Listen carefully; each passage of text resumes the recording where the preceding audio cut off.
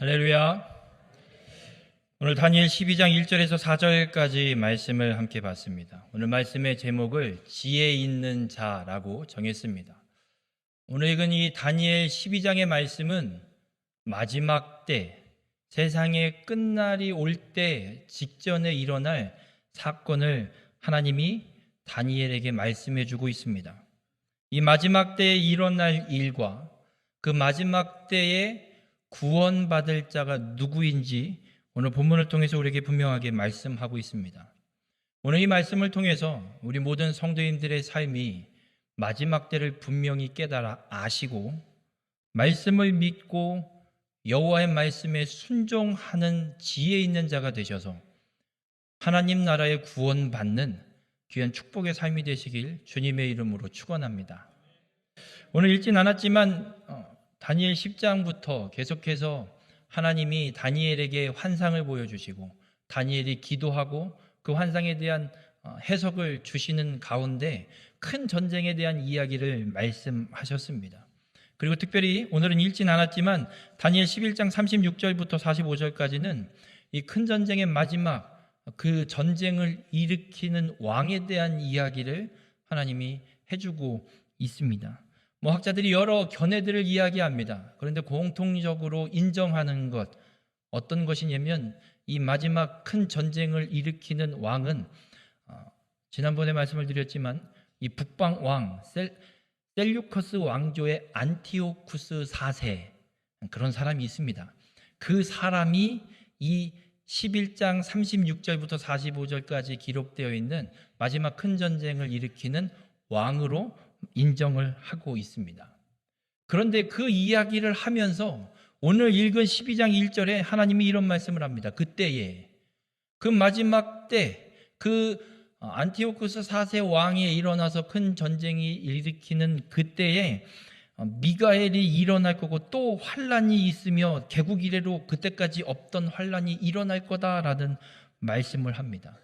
아니 안티오쿠스 4세 그때의 어느 왕의 한 역사를 예언하시는데 왜 하나님은 세상 종말의 때를 함께 이야기하실까? 이유는 하나입니다. 그 11장 36절과 45절에 기록되고 있는 안티오쿠스 4세가 큰 전쟁을 일으키면서 하나님의 백성인 유다 백성들이 살고 있는 이 예루살렘 땅에 행하는 일과 예수 그리스도께서 이 땅에 다시 재림하시기 직전 마지막 때에 적그리스도가 이 세상 가운데 펼쳐가는 일이 너무나도 똑같기 때문에 그래서 에피파네스 이 안티오쿠스 4세 왕을 예언하시면서 마지막 때에 일어날 일이 어떤 일인지를 우리에게 말씀해 주고 있습니다. 이 왕이 안티오쿠스 4세 이 왕이 어떤 일들을 행하느냐? 다니엘 11장 36절에 이렇게 말씀합니다. 그 왕은 자기 마음대로 행하며 그냥 속된 말로 지 멋대로 합니다. 여쭤보겠습니다. 한 나라의 대통령이 지 멋대로 하면 됩니까? 안 됩니까? 안 되지요. 자기 마음대로 할 수 있는 영역이 있고 해서는 안 되는 영역이 있습니다. 그런데 이 왕은 자기 마음대로 한답니다.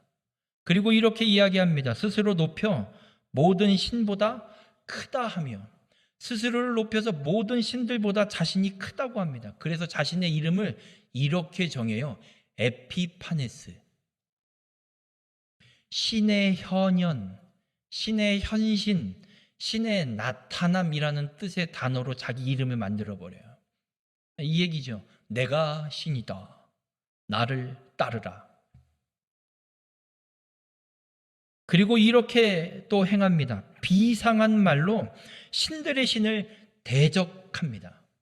이 비상한 말은 불리하다, 비범하다, 과시하다라는 뜻의 비상한이라는 단어와 이 말이라는 단어는 모략하다, 음모를 꾸미다라는 뜻을 가진 단어를 사용합니다. 그러니까 비상한 말로 신들의 신인 하나님을 대적합니다. 하나님을 대적하는데 음모와 괴략을 꾸며서 하나님의 백성들을 자꾸 하나님으로부터 떠나게 만드는 하나님을 대적하는 일을 한다라고, 이 왕이 한다라고 성경은 말씀합니다. 여러분, 이 안티오쿠스 4세, 이 에피파네스 왕이 이 큰 전쟁 가운데 하는 일이 마지막 때 예수님이 오시기 직전에 세워지는 적그리스도가 하는 행동과 똑같습니다. 요한계시록 13장의 이 적그리스도에 대한 말씀들을 하나님이 기록하고 계신데, 이런 말씀이 계시록 13장 6절에 기록됩니다. 짐승이 입을 벌려 하나님을 향하여 비방하되, 이 짐승은 적그리스도를 상징하는 말입니다. 적그리스도가 일어나면 하나님을 비방하는 말을 합니다. 그의 이름과 그의 장막 곧 하늘에 사는 자들을 비방하더라. 적그리스도도 이 에피파니스와 똑같이 하나님을 대적하고 음모와 괴략과 비방의 말들로 하나님을 모독하고 하나님의 백성들을 음해하고 하나님으로부터 자꾸 떠나게 만드는 역사를 이루어가게 됨을 오늘 말씀하고 있습니다. 그런데 궁금합니다. 왜 하나님은 이런 왕을 일으키시고 마지막 때에 적그리스도를 일으켜서 이런 일을 행하게 하시는가? 그리고 또 한 가지 궁금한 건 언제 끝나나? 언제까지 이 에피파네스 왕이 지 멋대로 하나님을 비방하고 하나님을 모독하고 하나님을 대적하며 지가 신이라고 그렇게 떠들고 그 삶이 형통한 삶을 도대체 언제까지 살게 되는 것인가? 그 핍박을 그럼 우리는 언제까지 받아야 되는가? 궁금함이 생깁니다. 다니엘 11장 36절에 하나님은 그 끝을 분명하게 말씀합니다. 비상한 말로 신들의 신을 대적하며 형통하기를 분노하심이 그칠 때까지 하리니. 분노하심이 그칠 때까지 에피파네스 왕이 지가 신이라고 하나님을 대적하는 일이 형통하게 내버려 두신답니다. 이는 그 작정된 일을 반드시 이룰 것임이니라. 하나님이 분노하심이 그칠 때까지 에피파네스 적그리스도가 일어나서 행하는 일들을 그냥 내버려 두신답니다. 이 분노하심은 하나님의 분노하심입니다. 분노하심이라는 단어에 어떤 뜻이 포함되어 있냐면 진노하다는 단어인데 그 단어에 이런 뜻이 포함되어 있습니다. 처벌하신다는 뜻이 이 분노하심에 포함되어 있습니다. 그럼 하나님의 분노하심은 단순히 진노뿐만이 아니라 하나님의 처벌이 함께 내려졌다는 얘기입니다. 하나님이 내리신 처벌이 그칠 때까지, 하나님의 이 분노하심이 그칠 때까지 그냥 내버려 두시겠답니다. 그런데 공교롭게도 이 예언을 주시는 때가 언제냐면 고레스 왕 3년이 되던 해, 고레스가 바사의 왕이 돼서 유다 백성들을 향해 야, 이사야를 통해서 예언하신 대로 하나님이 내게 애굽도 주시고 구스도 주시고 스바도 주시고 이 제국을 이루게 하셨으니 그 약속하신 말씀대로 나를 이루게 하셨으니 내가 너희들을 보내겠다. 돌아가라. 공포하고 1차 포로가 돌아간 지 얼마 안 됐습니다. 이제 막 성전을 재건하기 시작할까 말까 하는 그때 하나님이 말씀하십니다. 한 왕이 일어나서 너희들은 개국 이래로 겪어보지 못한 환난을 경험하게 될 것이다. 아니 하나님, 바벨론 포로 이제 끝났는데, 이제 끝나서 예루살렘을 회복하려고 준비하고 있는데, 이제 돌아갔는데 또 이런 핍박의 역사가 펼쳐지는 예언을 왜 하십니까? 아니 해도 너무하시네요. 잘못해서 ong덩이 10대 얻어 맞았는데 이제 멍든 게 좀 가라앉을까 싶은데 다시 불러서 그 엉덩이를 다시 10대를 두드려 패십니까 하나님? 너무하신 거 아닙니까? 하나님이 이렇게 하시는 이유가 있습니다. 바벨론 포로 생활이 끝나고 돌아왔으면, 하나님이 회복시켜 주신 이 은혜를 깨달았으면 하나님의 말씀을 따라 하나님의 백성으로 온전히 살아가야 되는데 그 삶을 살아내질 못합니다. 물론 포로 귀환하면서 율법책을 발견하고 율법을 낭독하고 하나님 앞에 통곡하며 회개하고 기도하지만 그 세대가 지나고 한 세대가 또 지나고 결국에는 다시 세속화돼 버립니다. 그리고 헬라 문화가 들어오면서 이 이스라엘 백성, 이 유다 백성도 헬라화가 돼 버리는, 그리고 헬라의 신들을 섬기는 일들이 똑같이 또 일어나게 됩니다. 하나님께서 분노하신 이유는 하나입니다. 하나님의 백성이 하나님의 백성답지 않기 때문에. 하나님께서 계획하신 구속사, 이 메시아를 이 땅에 보내는 일에 쓰시려고 하나님이 이스라엘 백성을 불러서 하나님의 말씀대로 그 명맥을 유지해서 메시아가 이 땅에 오게 하라고 부르셨는데 그 약속은 집어 던져버리고 세상을 따라 살아가고 있는 하나님의 백성을 향한 하나님의 분노로, 하나님의 벌로 이스라엘 백성들에게 다시 에피파네스를 일으켜서 핍박과 박해의 시간을 갖게 하신다는 겁니다.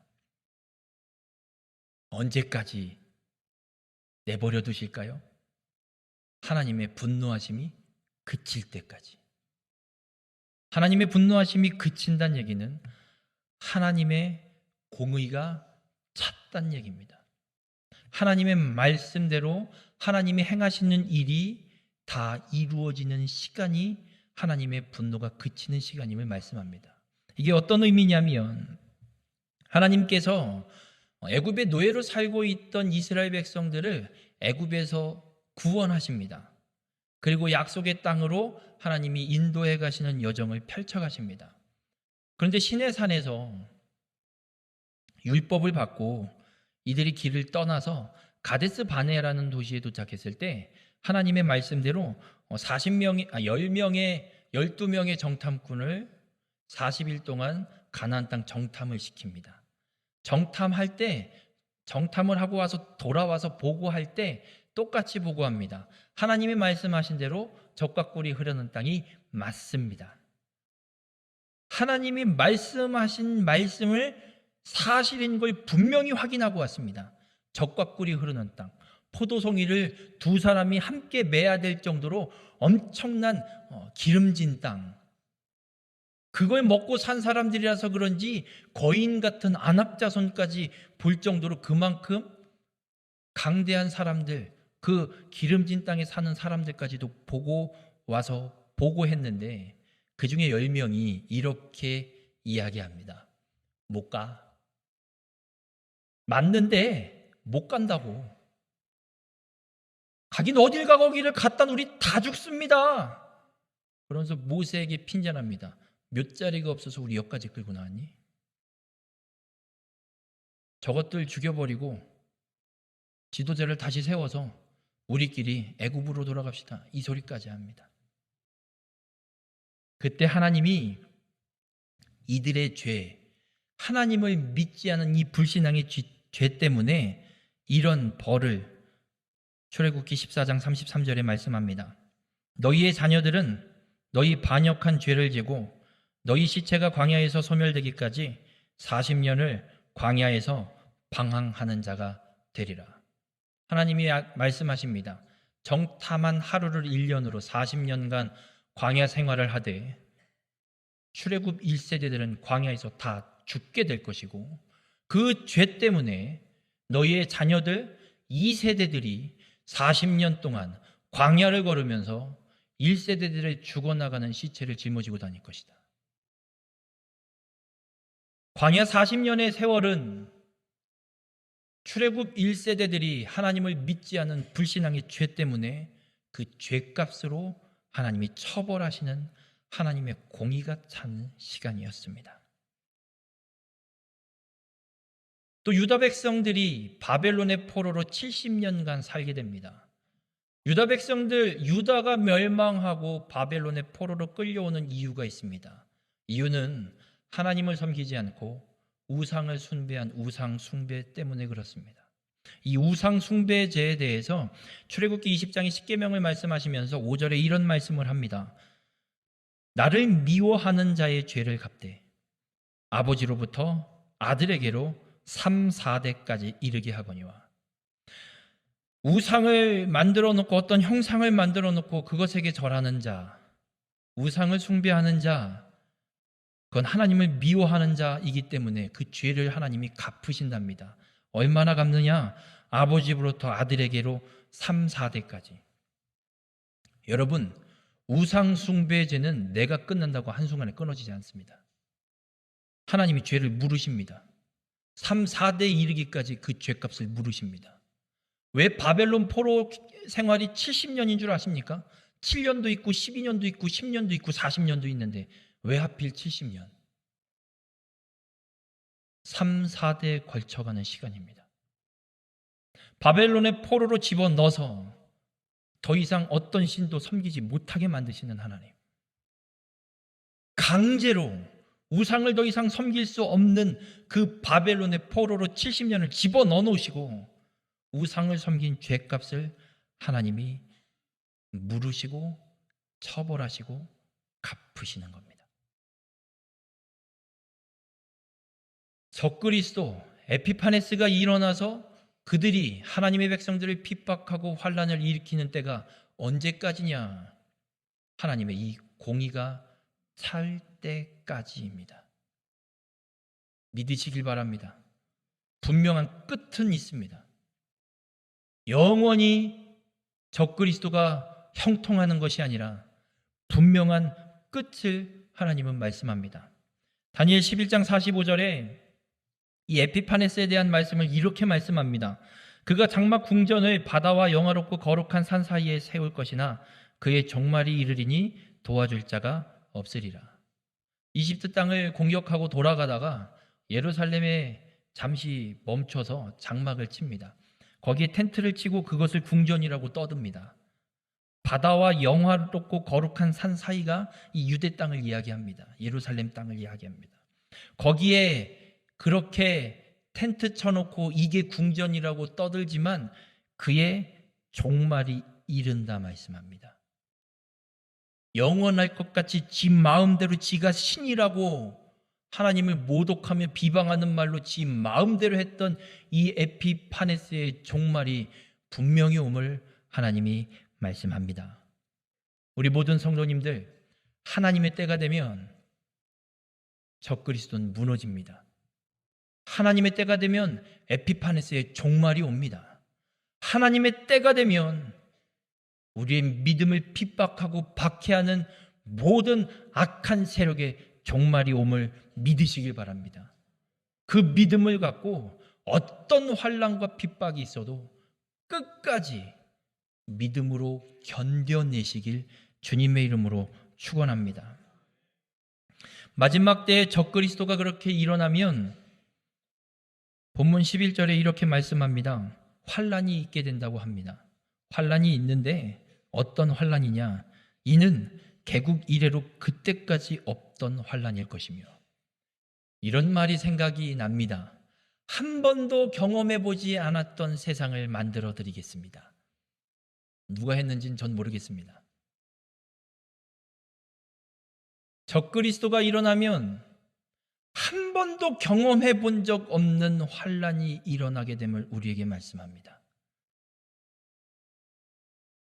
우리는 지난 3년 동안 한 번도 경험해 본 적 없는 코로나의 생활을 살아냈습니다. 마지막 때 적그리스도가 일어나면 그런 거와 같이 한 번도 경험해 보지 못한 환난이 일어납니다. 얼마나 공포스러울지, 얼마나 견디기 힘들지 가늠할 수가 없을 정도입니다. 그런데 하나님은 그 환난으로 끝나지 않는다고 말씀합니다. 이어서 그때에 내 백성 중에 책에 기록된 모든 자가 구원을 받을 것이라 말씀합니다. 한 번도 경험해보지 못한 환난의 때가 일어나는데, 그 환난이 임하는데, 그 환난이 임할 때 책에 기록된 모든 자는 구원을 받는다 말씀합니다. 이 책은 어떤 책이냐면 이스라엘 백성들이 시내산에서 모세가 율법을 받는 동안 금송아지 만들고 난리를 칩니다. 그 일 때문에 모세가 하나님 앞에 중보할 때 이렇게 기도합니다. 이제 그들의 죄를 사하시옵소서. 그렇지 아니하시오면 원하건대 주께서 기록하신 책에서 내 이름을 지워 버려 주옵소서. 이 책이 오늘 본문 다니엘 12장 1절에 기록된 책과 같은 책입니다. 생명책, 구원받을 자들을 기록한 책. 그런데 오늘 본문 12장 1절에 생략되어 있는 단어 하나가 있습니다. 히브리어로 마차라는 단어입니다. 아예 번역을 안 해놨습니다. 여기. 이게 어떤 뜻을 갖고 있냐면 발견하다, 찾아내다. 생명책에서 발견된 사람은 구원받는다 말씀합니다. 그런데 이 기록된이라는 단어가 미완료형으로 되어 있습니다. 아직 끝나지 않은 사건입니다. 생명책에 기록될 수도 있고 지워질 수도 있다 말씀할 수 있습니다. 그렇다면 구원받는 자는 생명책에 기록돼서 끝까지 기록돼서 마지막 때에 예수 그리스도께서 이 땅에 다시 오셔서 그 생명책을 펼쳐서 발견하는 자, 찾아지는 자, 그 자가 구원을 받게 된다 말씀합니다. 생명책에 기록되어서 발견된 자들이 구원을 받고 또 2절에 이런 말씀을 합니다. 땅의 티끌 가운데에서 자는 자 중에서 많은 사람이 깨어나 영생을 받는 자도 있겠고 말씀합니다. 이 땅의 티끌은 어떤 의미를 갖고 있냐면 하나님이 아담을 지으실 때 뭘로 지으시지요? 흙으로 지으시죠. 그때 쓰여진 히브리어 단어와 오늘 이 땅의 티끌이라는 히브리어 단어가 같습니다.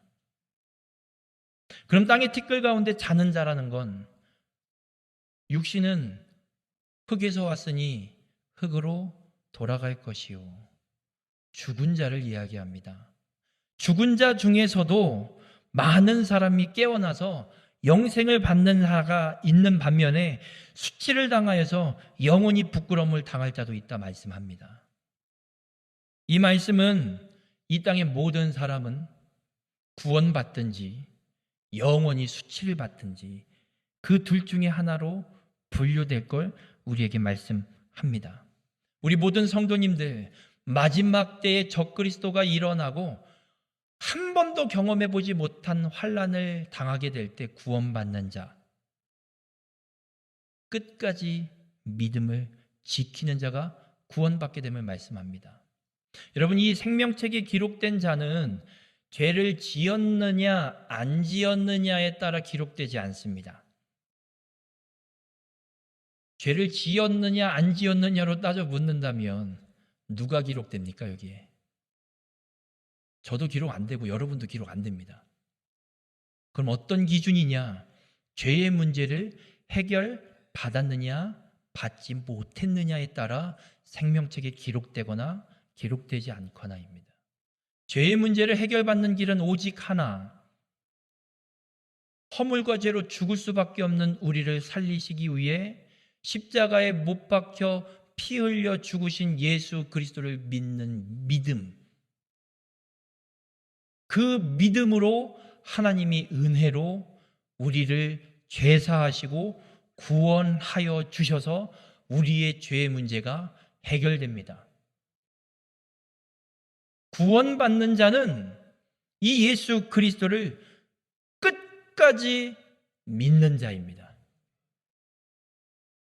우리 모든 성도님들, 믿음을 끝까지 지키다가 죽거나 믿음을 끝까지 지키다가 재림하시는 예수님을 만나서 구원받는 축복의 삶이 되길 주님의 이름으로 축원드립니다.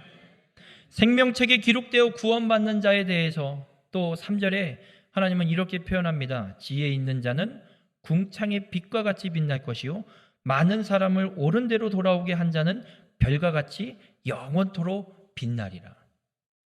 구원받는 자에 대해서 두 가지로 표현하십니다. 지혜 있는 자, 많은 사람을 옳은 대로 돌아오게 한 자.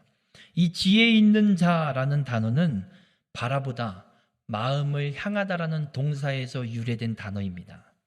이 단어가 이 지혜 있는 자가 어떤 형태로 기록되어 있는 말씀이냐면, 모르셔도 돼요. 그냥 한번 들어보세요. 사역, 능동태, 분사, 복수형. 왜 이 말씀을 드리냐면 이게 갖고 있는 의미가 있습니다. 근데 굳이 모르셔도 상관없습니다. 그래서 무슨 뜻이냐? 지혜 있는 자가 어떤 뜻이냐? 하나님을 바라보고 마음을 하나님께 향한 자가 내가 바라보는 하나님을 다른 사람들에게 가르치는 자. 여러분이 예수 그리스도를 믿어서 구원받은 자로 하나님을 바라보고 하나님을 향하고 하나님의 말씀을 따라 살아가고 있지 않습니까? 그걸 나 혼자만 꽁꽁 싸매고 사는 사람이 아니라 그 하나님을 다른 사람에게 가서 이보시오. 마지막 때 이런 일이 일어난대. 구원받는 길은 이 하나님밖에 없고 예수 믿는 길밖에 없어. 내가 지금 그 하나님만 바라보면서 난 지금 이렇게 견디면서 믿음 가운데 잘 살고 있어. 당신도 그 하나님을 바라보시오 라고 가르치는 사람. 이 자가 지혜 있는 자고 이 자가 구원받는 자임을 하나님이 우리에게 말씀합니다. 또 하나, 옳은 대로, 많은 사람을 옳은 대로 돌아오게 한 자. 옳은 대로 돌아오게 한 자의 이 유래는 차다크라는 단어에서 유래되었습니다. 이 단어가 어떤 뜻이냐면 올바르다, 의롭게 하다라는 뜻이 있습니다. 그래서 하나님의 공의, 하나님의 정의를 이야기할 때 이 단어를 사용합니다. 그러니까 많은 사람들을 옳은 대로 돌아오게 하는, 이 돌아오게 한다라는 말은 그래서 이런 뜻이 됩니다. 의로우신 하나님과의 관계를 바르게 유지하는 상태. 죄에서 벗어나 하나님의 말씀과 하나님의 뜻대로 믿음의 삶을 끊임없이 살아가고 있는 상태. 그래서 많은 사람을 옳은 대로 돌아오게 하는 것은 이 마지막 때에 한 번도 경험해 본 적 없는 환난과 핍박과 박해가 임할 때 많은 사람들에게 가서 하나님의 말씀을 전하는 겁니다. 다니엘을 통해 하나님이 우리에게 주셨어. 끝이 있으니 견딥시다. 휘말리지 말고, 그 모략과 괴략에 휘말리지 말고 끝이 있으니 견딥시다. 흔들리지 마세요.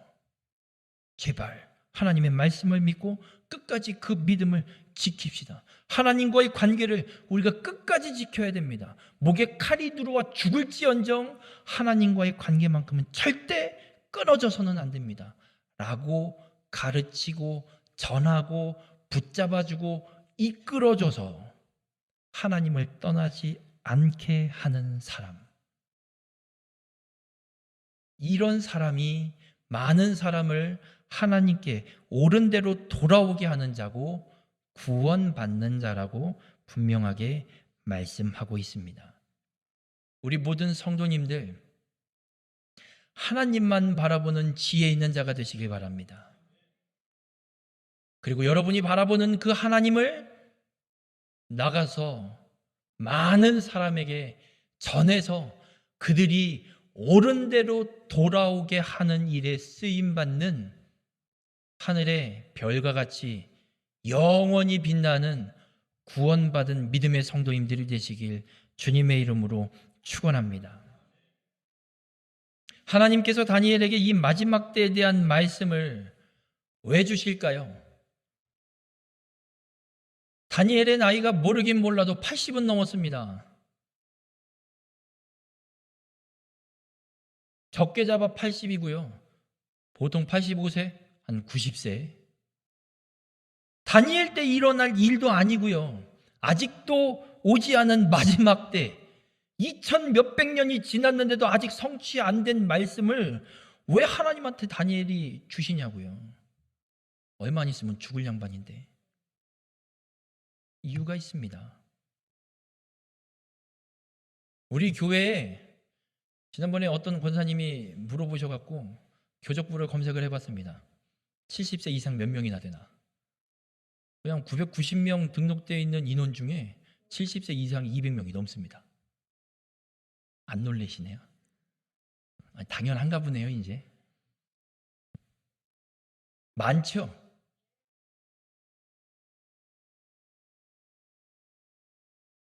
저는 이렇게 권면드리고 싶습니다. 내가 나이 많다고 뭘 할 수 있겠어요, 목사님? 대시오. 그냥 이러고 건강하게 살다가 잠들었는데 하나님이 불러가서 아침에 장례치를 쓰면 좋겠어요. 뭘 아멘이에요. 여러분, 하나님이 다니엘에게 말씀하신 이유가 있어요. 죽을 때 다 된 다니엘에게 하나님이 말씀하시면서 이런 말씀을 해요. 다니엘아, 마지막 때까지 이 말을 간수하고 이 글을 봉함하라. 마지막 때까지 하나님이 주신 이 말씀을 잘 간수하래요. 왜냐? 이 말씀을 읽고 후대에 사람들이 마지막 때를 당할 때 이 말씀을 믿고 말씀을 읽고 견뎌내도록 말씀을 후대에 전하기 위해서. 그래서 다니엘은 이 말씀을 받고 지금 전해서 우리가 보고 있는 겁니다. 연세 많으신 성도님들, 내가 할 게 없다고요? 아니요. 다니엘처럼 하나님 앞에 간절히 기도해서 하나님의 말씀을 받으십시오. 그리고 그 말씀을 후대에게 전하십시오. 하나님이 이루실 말씀을 받아서 그 말씀이 전해지도록 후대에 전해주십시오. 저는 우리 교회 200명이 넘으시는 70 넘으신 성도님들을 통해 하나님의 말씀이 풍성하게 임하길 주님의 이름으로 축원합니다.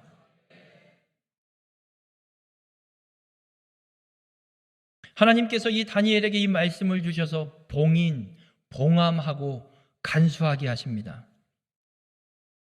왜 이런 말씀을 하실까? 왜 이렇게 간수하게 하실까? 예레미야 32장에 보면 하나님께서 예레미야에게 사촌 하나멜의 땅을 사라고 말씀합니다. 지금 나라 망해가고 있거든요. 포로로 끌려갔고 나라 망하기 일보 직전입니다. 근데 하나님이 말씀합니다. 야, 가서 땅 사. 그냥 사는 게 아니고 돈 주고 사래요. 돈 주고 사서 매매 계약서를 쓰랍니다.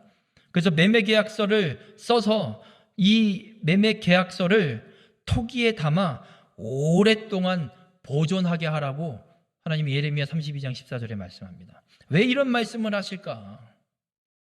나라가 망할 건데 망하고 나면 이 땅이 내 땅이 될 것 어떻게 알아요? 이걸 될 수가 없죠. 근데 하나님이 이렇게 하신 이유가 있습니다. 하나님이 예레미야를 통해 유다의 멸망도 예언하셨지만 회복도 예언하십니다. 70년 뒤에 다시 회복시키시리라, 돌아오게 하리라 하나님이 예레미야를 통해서도 예언하십니다.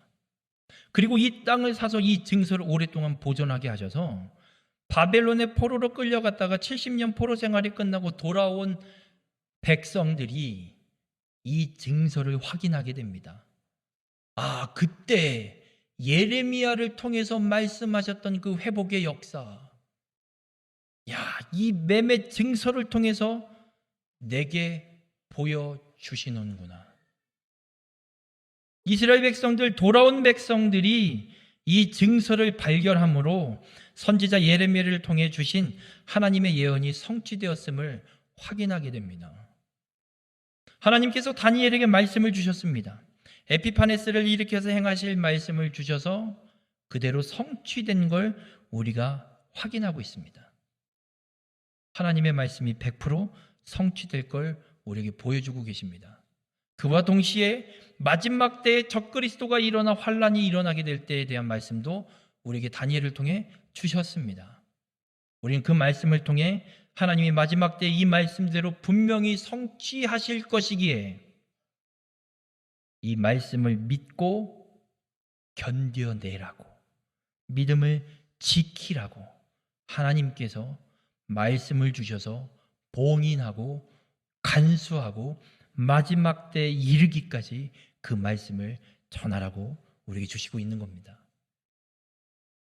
우리 어르신 성도님들이 이런 하나님의 말씀을 받아서 우리 교회 가운데 마지막 때에 믿음을 지켜낼 하나님의 음성을 듣는 축복의 성도님들이 되시길 주님의 이름으로 축원합니다. 여러분, 마지막 때에 적그리스도에게 권세가 주어져서 자기 마음대로 하는 그 때는 분명 끝이 있습니다. 오늘 본문 7절에서도 분명히 이야기합니다. 한때, 두때, 반때 지나서 3년 반. 적그리스도가 일어나고 3년 반이 대환란이 끝나면 예수 그리스도께서 이 땅에 오십니다. 근데 하나님이 주신 이 말씀이 없으면 우리가 어떻게 알겠습니까? 아무것도 모르고 당하다가 힘들어서 못 견뎌서 하나님을 배교하고 지옥 가게 될 수 있습니다.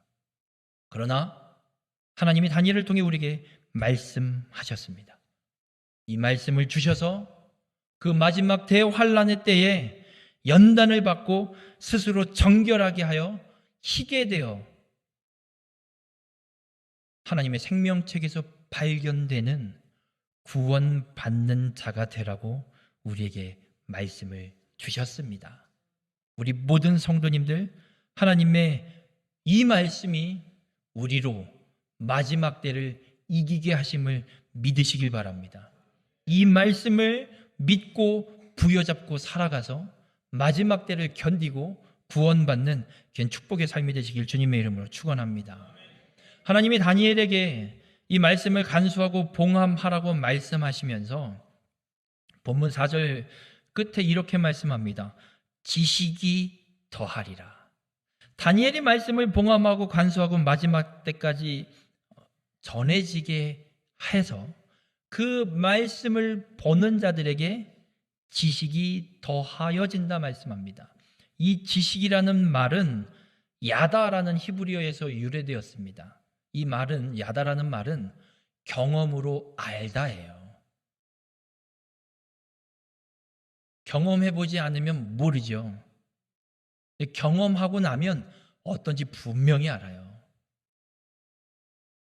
하나님에 대해서 이 말씀으로 인해서 하나님에 대해서 더 알아가게 된다 말씀합니다.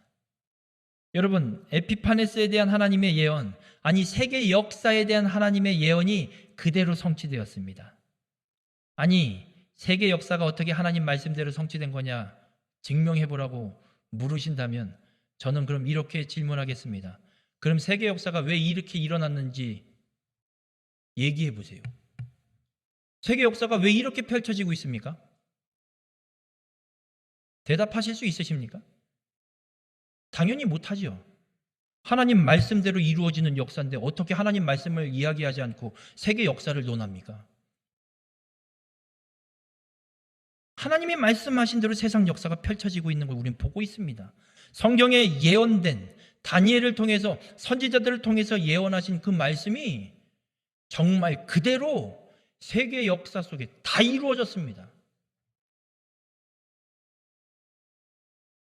하나님이 말씀을 다니엘에게 주셔서 그 말씀을 우리가 읽게 하셔서 우리로 하여금 하나님을 아는 지식을 더하여 주십니다. 하나님이 말씀하신 대로 성취하셨구나. 마지막 때가 되면 하나님이 지금 이렇게 말씀하신 대로 또 이루어질 거구나. 이때를 견뎌야겠구나. 이때를 준비해야 되겠구나. 분명한 마지막 끝, 세때 반이 지나면 예수 그리스도께서 이 땅에 다시 오셔서 말씀하신 대로 우리를 구원하시겠구나. 끝까지 믿음을 지켜야겠다. 하나님을 알게 된다 말씀합니다. 우리 모든 성도님들, 하나님께서 주신 기록된 이 말씀 끝까지 부여잡으시길 바랍니다. 이 말씀을 믿으시길 바랍니다. 그리고 하나님만 바라보는 지혜 있는 자가 되시길 주님의 이름으로 축원합니다. 이 진리의 말씀을 나 혼자 꽁꽁 싸매고 살지 마시고 다른 사람에게 전하고 가르치셔서 많은 사람을 옳은 대로 돌아오게 하는 축복의 삶이 되시길 주님의 이름으로 축원합니다. 우리는 목도하고 있습니다. 하나님의 말씀이 성취되는 걸 목도하고 있습니다. 앞으로도 성취될 걸 우리는 보게 될 겁니다. 말씀이 성취되는 걸 봄으로 하나님을 더 알아가는 자가 되시길 주님의 이름으로 축원합니다. 그래서 마지막 환난의 때에 예수 그리스도를 믿는 믿음을 끝까지 지켜서 구원받는 자, 그래서 하늘의 별과 같이 영원토록 빛나는 하나님의 자녀가 되시길 주님의 이름으로 축원합니다. 기도하시겠습니다. 사랑의 주님, 오늘 주님의 말씀을 통해 깨닫게 하시니 감사를 드립니다. 주님의 말씀은 1.1획도 땅에 떨어지지 않고 그대로 성취됨을 믿습니다.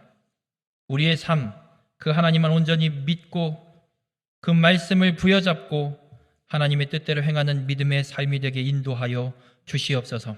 어떠한 핍박과 박해와 환난이 우리 앞에 놓이게 될지라도 그 끝은 분명히 있기에 주의 말씀을 부여잡고 믿음을 끝까지 지켜 구원받는 자, 그리고 그 하나님을 온전히 증거하고 전하여 많은 사람을 옳은 대로 돌아오게 하는 하늘의 별과 같이 영원토록 빛나는 구원받는 하나님의 자녀된 삶을 우리 모두가 살아갈 수 있도록 주님 함께하여 주시옵소서. 그리고 마지막 때를 능히 이겨 하나님 나라의 유업을 상속받는 축복의 삶으로 주님 인도하여 주시옵소서. 이 모든 말씀 예수님의 이름으로 기도드렸습니다. 아멘.